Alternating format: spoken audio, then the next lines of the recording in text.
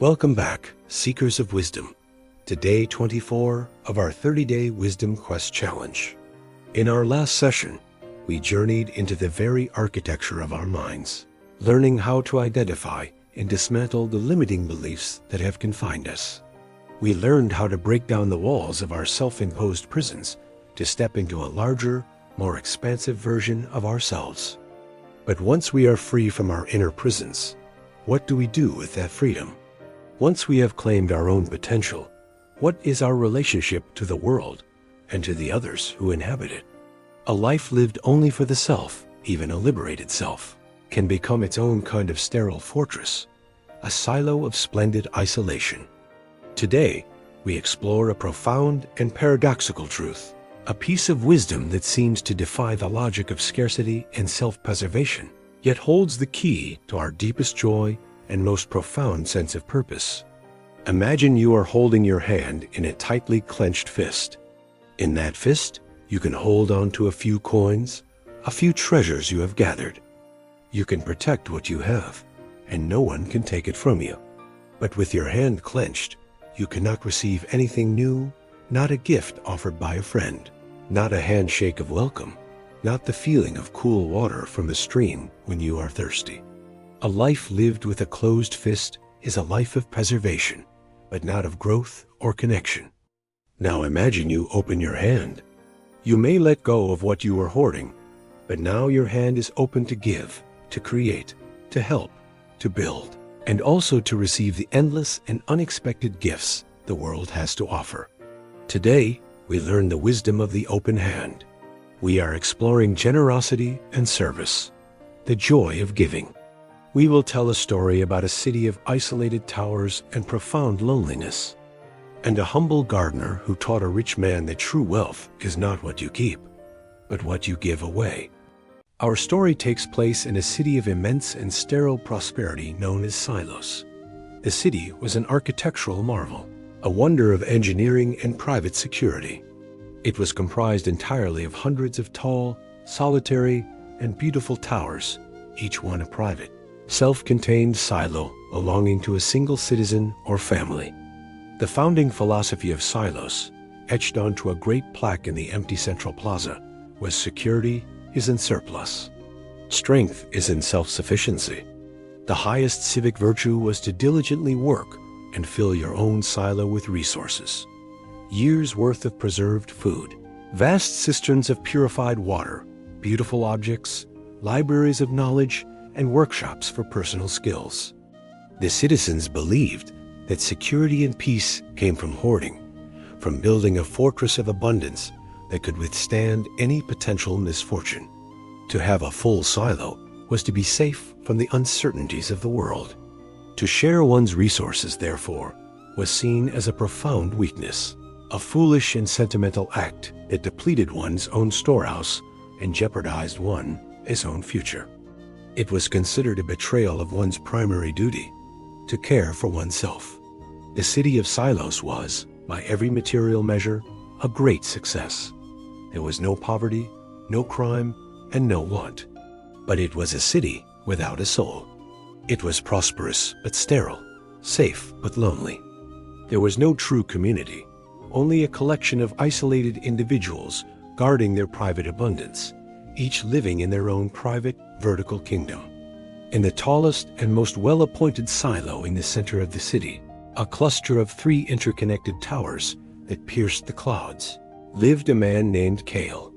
He was the living embodiment of the city's philosophy, its greatest success story. By the standards of Silos, he was the most successful man alive. He had inherited a great silo from his parents, who had themselves been masterful hoarders, and he had spent his entire life making it even greater, a monument to surplus and security. His first tower was his silo of treasure.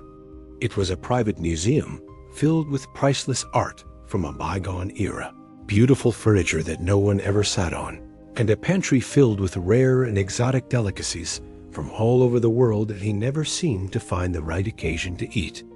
His second tower was his silo of talent.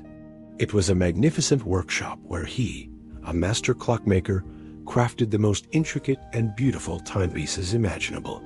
Each clock was a universe of gears and jewels, a marvel of precision. But he crafted them only for his own collection, to be admired by him alone, their chimes echoing in the empty halls. His third tower was his silo of time. It was a vast silent library and study filled with thousands of books he owned, but had not truly absorbed, in complex ledgers, where he spent his days meticulously organizing his possessions, cataloging his wealth, and planning his future acquisitions. Kale had everything a person in silos could possibly want. And yet he was haunted by an inexplicable emptiness, a profound and unshakable isolation. He would often stand at the highest window of his tower, a marvel of crystal clear glass, looking down at the other silent towers, and feel a loneliness so vast it felt like the sky itself. He was the king of a kingdom of one, and his soul was starving in the midst of his abundance. There was one anomaly in the perfect, ordered grid of the city's towers, a small green flaw in the gray perfection of silos. In a small, forgotten courtyard, nestled between the bases of 3 great silos, was a small patch of earth where something grew. This was the home of a mysterious old woman named Aara. She did not live in a silo. She lived in a simple, small hut made of reclaimed wood and salvaged materials, and her only possession of note was her garden. It was not a large garden, but it was vibrant and miraculously lush, an explosion of life in the sterile city. She had very little, but what she had, she seemed to exist only to give away. She would offer a ripe piece of fruit to a rare passerby. She would toss seeds over the courtyard wall for the birds. She would leave small bundles of herbs at the silent, sealed doorways of the nearby towers, gifts that were usually left to wither. She was an aberration, a paradox in the city of hoarding. She was a living embodiment of generosity, service, and compassion. Kale would sometimes watch her from his high window, a strange mixture of pity and contempt in his heart for her foolish, self-defeating way of life. He saw her giving as a sign of her poverty, not realizing it was the source of her wealth. The central challenge that would test the city's philosophy finally arrived, not as a foreign army or a sudden catastrophe, but as a slow, creeping rot from within. A strange, creeping blight, born of the stagnant air and the lack of biodiversity that came from a world without shared gardens, began to settle upon the land. A slow, relentless drought withered the distant, automated farms from which the city imported its goods. For the first time in generations, resources became truly scarce. The city's founding philosophy was put to its ultimate test, and it failed spectacularly. The citizens of Silos reacted not by coming together, but by retreating even further into their towers, their fear a palpable thing. The threat of scarcity made them guard their hoarded supplies with a new, frantic paranoia. Trade between the silos, already minimal, ceased entirely. The rare, brief greetings in the street stopped. The city became a collection of sealed tombs, each person living alone with their dwindling abundance and their growing terror. Kale's internal conflict grew to an unbearable pitch. He had more resources than anyone, yet he felt the most afraid. His vast stores of food and water, which were meant to bring him a feeling of absolute security, now only brought him the constant, gnawing anxiety of their potential loss. His life became a miserable cycle of counting and recounting his stores, of checking the seals on his doors, of staring at his wealth with a sense of impending doom. He was safe, yet he was a prisoner in his own fortress. He was rich, yet he was impoverished in spirit. The silence of his silo was no longer peaceful. It was the suffocating sound of his own profound isolation. From his high window, in his state of anxious dread, he began to watch the gardener, Aara, more closely. He watched her not with contempt, but with a desperate, scientific curiosity. And what he saw defied all logic, all the principles upon which his entire world, his entire identity, was built. To his astonishment, her small garden continued to thrive despite the drought. While the rest of the world grew barren, her patch of earth remained a small, defiant jewel of green in the gray city. He also noticed that he was wrong about her being alone. Her small courtyard had become a secret hub of quiet activity. He would see other citizens, their faces etched with worry, furtively leaving their own silos and making their way to her garden. They would bring her small, simple things, a piece of sturdy cloth, a newly sharpened tool, a small pot of clean water they had spared from their own dwindling supplies. And she, in turn, would give them what she had: a few vegetables, a piece of fruit, a bundle of medicinal herbs. But more than that, he saw that she gave them her full attention, her kindness, her wisdom on how to make a little go a long way. They were not just trading goods. They were weaving a web of mutual support, a fragile but living network of care. She was the quiet, beating heart of a small, functioning community that was being born in the cracks of a failing system. Driven by this mix of profound curiosity and a growing, gnawing desperation, his own meticulously calculated water supplies were running lower than he had anticipated. Kale finally did the unthinkable. After years of self-imposed isolation, he unsealed the great echoing door of his silo and stepped out into the silent, empty street. "How is your garden still alive when the whole world is dying?" "Because I do not hoard its gifts," she said simply. "A garden is not a vault, clockmaker. It is a system of flow. It only thrives when its energy moves. Its nature is generosity." The air of the city felt strange and stale. He made his way through the deserted avenues to the forgotten courtyard and stood at the edge of Aara's garden, feeling like a visitor from another world. "How?" was the only word he could manage to speak, his voice hoarse and unfamiliar from disuse. Aara looked up from her work of tending a tomato vine, her face kind, her eyes holding no judgment for the man who owned the towers that cast a long shadow over her small patch of sun. This was the beginning of Kale's true education.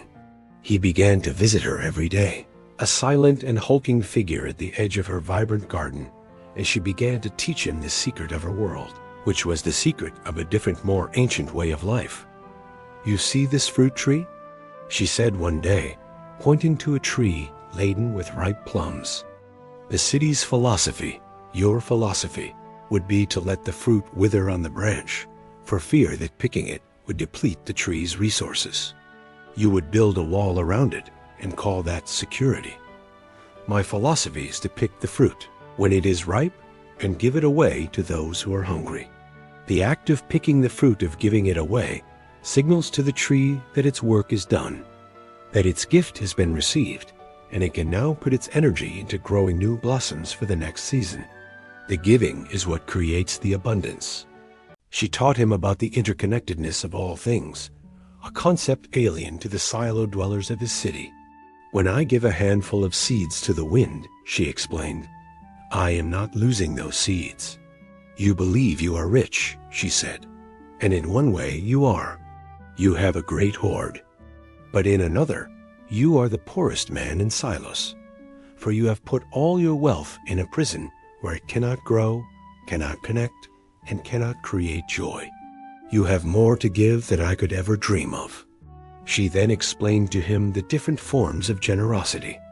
"That first tower," she said, pointing to his storehouse, "is filled with your treasure. Food, water, objects. That is the easiest thing to give and the least important. But that second tower, your workshop, is filled with your talent. Your skill as a clockmaker is a magnificent gift that you keep locked away, serving only yourself. What good is a clock that only its maker can see? Its purpose is to help others measure their precious days, to bring order and beauty into their lives.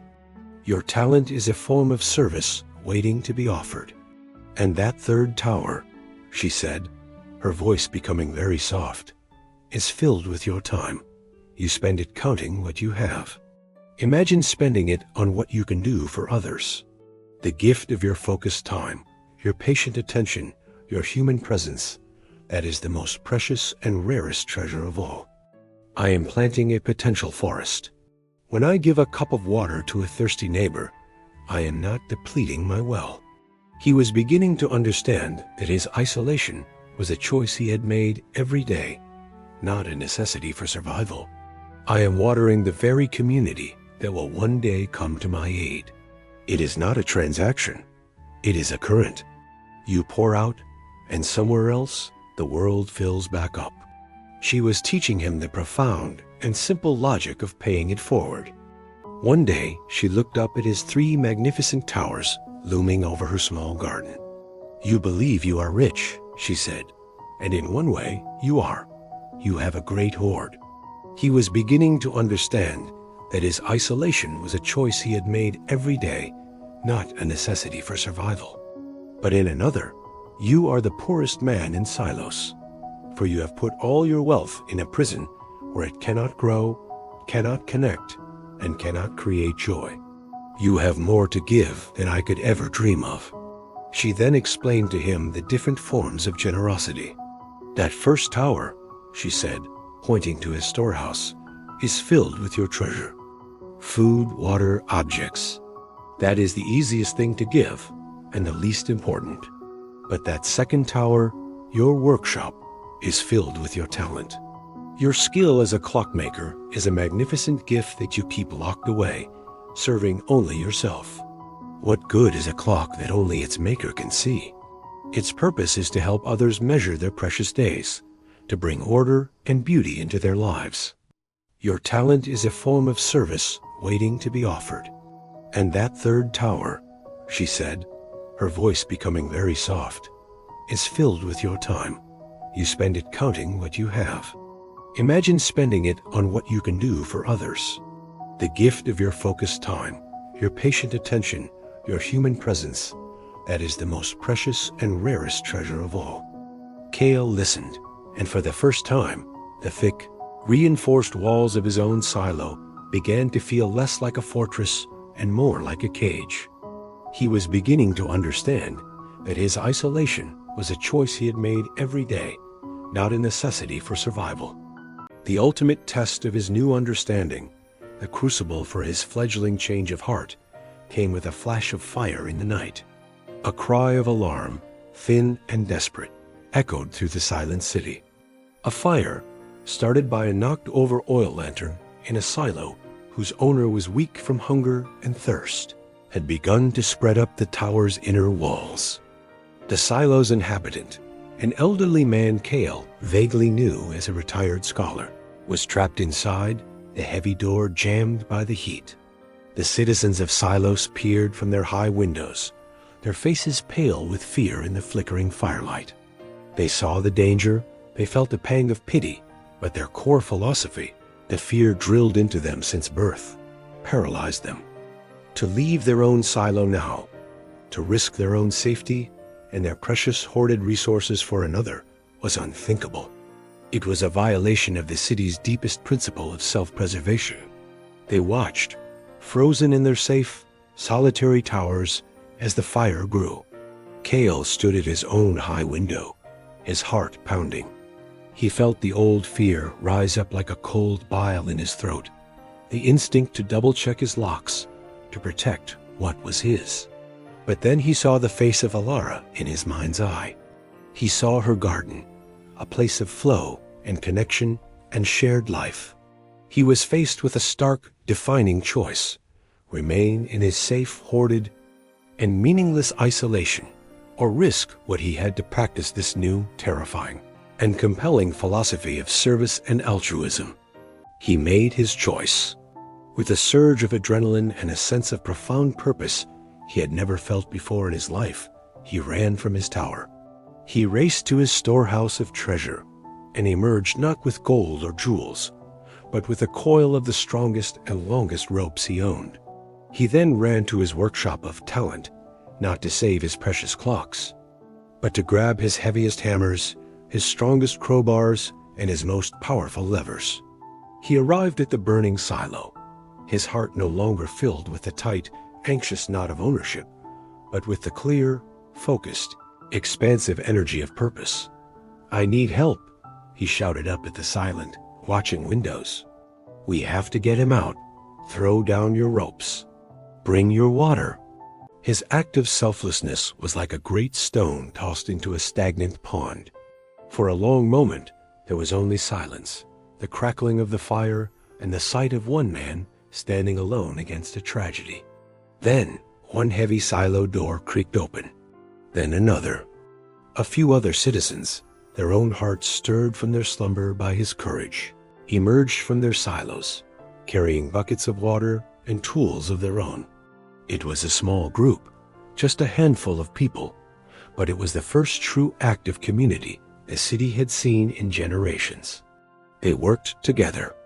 Kale, using his intricate knowledge of gears and levers from his years of solitary clockmaking, devised a way to place a crowbar to get the maximum purchase on the jammed door. The others, guided by his clear-thinking leadership, threw their weight against it. At the same time, the others formed a chain to pass buckets of water up from a communal cistern that hadn't been used in years. They worked as one, a seamless unit of shared intention, their individual anxieties forgotten in the heat of a shared, meaningful goal. With a great groan of metal, the door gave way, and they brought the old scholar out, weak and coughing but alive. In the aftermath, as the first light of dawn began to paint the sky, the small group of rescuers did not retreat back to their silos. They gathered, by some unspoken agreement, in Aara's small garden, a vast, lonely, and beautifully decorated tomb. He looked at his priceless art, his collection of perfect silent clocks, his meticulously organized ledgers that tracked his wealth, and he felt nothing but a profound emptiness. He now understood, in his bones, the psychological benefits of giving, the deep sense of connection, the invigorating feeling of purpose, the simple, uncomplicated joy of helping another for no reason other than that they needed help. These feelings were a form of wealth far greater than anything he had hoarded. The old scholar they had saved had nothing to offer but his tears of gratitude. Another woman, seeing his weakness, offered a small portion of her precious stored grain. Kale, without a second thought, went back to his silo and returned with a large cask of clean water and a basket of preserved fruits and breads.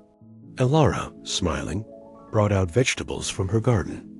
They shared a simple meal together as the sun came up, the food tasting better than any solitary feast Kale had ever eaten.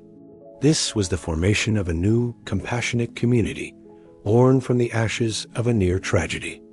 Kale returned to his magnificent silo later that morning. For the first time, it did not feel like a fortress. It felt like a prison, a vast, lonely, and beautifully decorated tomb. He looked at his priceless art, his collection of perfect, silent clocks, his meticulously organized ledgers that tracked his wealth, and he felt nothing but a profound emptiness. He now understood, in his bones, the psychological benefits of giving, the deep sense of connection, the invigorating feeling of purpose, the simple, uncomplicated joy of helping another for no reason other than that they needed help. These feelings were a form of wealth far greater than anything he had hoarded. The resolution of Kale's story is the resolution of the city itself. That very day, he did not just unseal his door. He threw it wide open for all to see. He went into his workshop and began to use his talent, not for himself, but for others. He repaired the town's broken water pump. He fixed the other citizens' clocks. He took his hoarded food and, with Aara and his new friends, created a communal kitchen in the empty plaza to feed anyone who was hungry. He spent his time not cataloging his possessions, but teaching his intricate craft to the young people of the city, his workshop now filled with the sound of laughter and learning. His silo, once a monument to fearful self-sufficiency, transformed into a vibrant center for the community, a place of giving and sharing. His actions started a quiet revolution. Inspired by his example, other silo doors began to open. The city began to change. The blight of isolation and fear, which had been far more dangerous than any drought, began to recede. It was not a change in resources that saved Silos, but a change of heart. It was the collective discovery of a profound paradoxical truth, that a fist remains small, but an open hand can hold the world. It was the discovery of the deep, enduring, and life-giving joy of giving. The story of Kale and the city of Silos is not merely a fable. It is a mirror held up to your life, your community, your time. Because what Kale faced, what the citizens of Silos endured, and what Aara quietly cultivated in the cracks of a dying system, all of it is unfolding now in our world. And so we pause not to rush past this day's insight, but to drink it in deeply. This moment, this lesson, is one of the great turning points on your wisdom quest, a rite of passage, a sacred remembering, a coming home, because generosity is not simply a moral virtue. It is an ontological truth, a truth about the nature of life itself. A universe built on giving everywhere you look, the natural world exists in a state of holy reciprocity. The sun gives without asking. The soil receives and transforms. The tree bears fruit not for itself, but for the birds, the bees, and the earth. The ocean stirs the sky, and the sky returns the rain. The body inhales what the forest exhales, and exhales what the forest inhales. Even death in the wild is a gift feeding new life, regenerating the cycle, giving meaning to every ending. There is no hoarding in nature, no vault, no silo. There is only flow. There is only trust. And you, seeker, are not separate from this rhythm. You are not above it. You were made for it. The pain of disconnection you may feel, the emptiness that creeps in even when life appears full, the quiet ache of loneliness or futility, all of these are symptoms of blocked generosity. Because the human soul, like a river, stagnates when it is dammed. It thrives only when it is in motion, when it gives, receives, and gives again. Scarcity is a spell, but modern life has cast a powerful enchantment upon us. It is the myth of never enough. From the moment we are born, we are surrounded by scarcity. The advertisements, the competition, the obsession with personal branding, it all whispers the same lie. You must protect what you have. It says, don't give your love too freely. You'll get hurt. Don't show your ideas. They'll be stolen. Don't open your heart. They'll laugh. Because there won't be more. Because someone will take it. Because the world is out to get you. This scarcity is not just economic. It's emotional. But Aara's garden defies that logic. Nature defies it. The soul defies it. Because the opposite of scarcity is not wealth. It is generosity. Scarcity says, you must cling tightly to what you have. Generosity says, you already are what you're trying to protect. Scarcity locks the door. Generosity opens the gate. Scarcity freezes the heart. Generosity sets it on fire. And it is this fire, the fire of the open hand, that begins to thaw the frost that isolation has left upon the human spirit. Giving as rebellion, in a world addicted to status, hoarding, and self-image, to give freely is not just kind, it is radical. To give your time to a child who is overlooked, to give your energy to a cause that may not benefit you, to give your wisdom to someone who cannot repay you, to give your forgiveness to someone who may not even deserve it. This is not weakness. It is strength of the highest order. To give is to say, I will not live in fear. To serve is to say, your pain is my pain. To share is to declare, we are not separate, we are one. In giving, we remember this sacred truth. There is no private salvation. We rise or fall together. The hidden riches of the heart, you may not have gold. You may not have time. You may not have energy today. But what you do have right now is this. You have presence. You have a voice. You have a mind that can imagine new worlds. You have a heart that has been broken, and therefore knows how to hold others gently. You have stories. You have scars that have turned into medicine. You have questions that can unlock someone else's truth. You have your hands. You have your silence. You have your ability to witness. You have your ability to bless. And when you share even one of these, not for show, not for credit, but from the deep well of your humanity, you join the quiet, eternal lineage of those who tend the light in dark times. The alchemy of service, you do not serve in order to be thanked. You do not give in order to be praised. You give because it is the natural expression of a soul that remembers its purpose. To serve is to turn your pain into compassion. To serve is to turn your skill into shelter. To serve is to become a bridge between what is and what could be.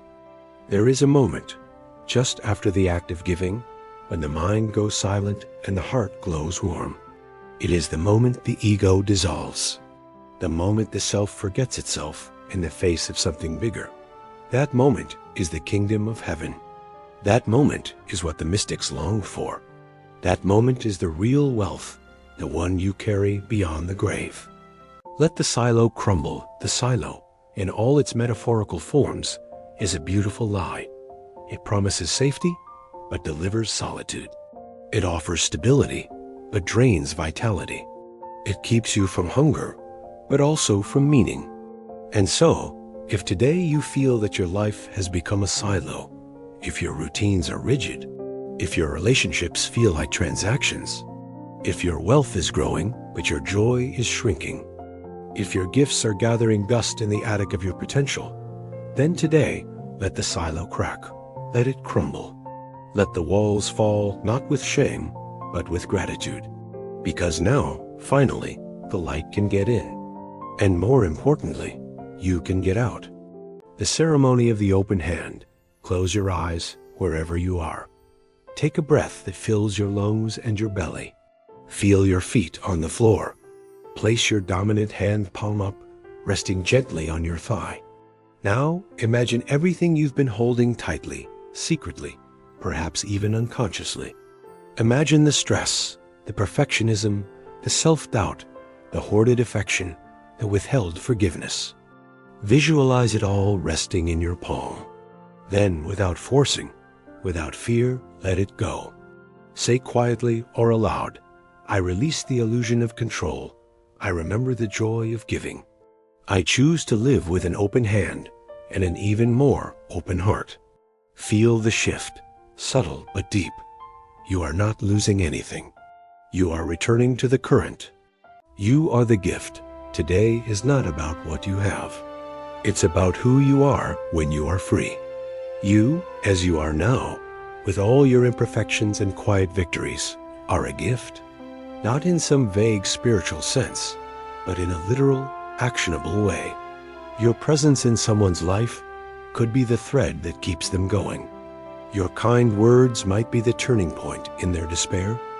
Your listening could be the moment they finally feel heard. Your courage to give even a little could ignite a chain reaction of healing. Never underestimate the ripples of a generous act. Never doubt the power of a sincere offering. Never forget that your soul was designed not to possess, but to pour. A city reborn back in silos. Long after the plaza had become a garden, long after the silos were reimagined as schools, clinics, and shared kitchens, a new plaque was quietly installed where the old one had cracked. The original motto, security is in surplus. Strength is in self-sufficiency, had faded with time, and no one mourned its absence. The new inscription was simple, carved into the stone by many hands, not just one. We are only as safe as the least cared for among us. We are only as rich as we are willing to give, and we are only as strong as we are together. Kale, older now grayer, smiled as he watched a group of children laughing near the fountain. Aara's tree had grown tall. Its branches arched over the plaza, offering fruit, shade, and blossoms all at once. Not as a guardian of wealth, but as a steward of joy. No fence guarded it. No lock sealed it. It was simply there for all. And so was Kale. Not as a guardian of wealth, but as a steward of joy. And now, seeker ... The journey of today has taken you far from the high towers of silos to the quiet garden of your own spirit. You have seen what happens when fear leads and what unfolds when love takes its place. You have tasted the wisdom of the open hand. And now, the real question is not, will you give? The question is, what is waiting to be released? What brilliance is dormant, waiting only for your yes? What gifts have been gathering dust in your soul, ready now to flow into the world? Because someone is waiting. They are waiting not for a hero, not for a savior, but for you. The most generous, courageous, awakened version of you. And you don't need permission. You don't need perfection. You just need to begin. Tomorrow, as day 24 draws to a close, feel the fullness of what you've remembered. But do not stop here, because tomorrow we rise not just as givers, but as architects of a new world. We will ask, how do we build what generosity has awakened? How do we design systems, cultures, organizations, and legacies that reflect the truth of what we've learned today? This is not the end. It is the beginning of a life lived in sacred circulation. And now, dear seeker, as the sun sets on day 24, whisper this to yourself. I am no longer a silo. I am no longer afraid. I am no longer waiting. I am the garden. I am the water. I am the open hand. Let it begin. Let it flow. Let it transform everything.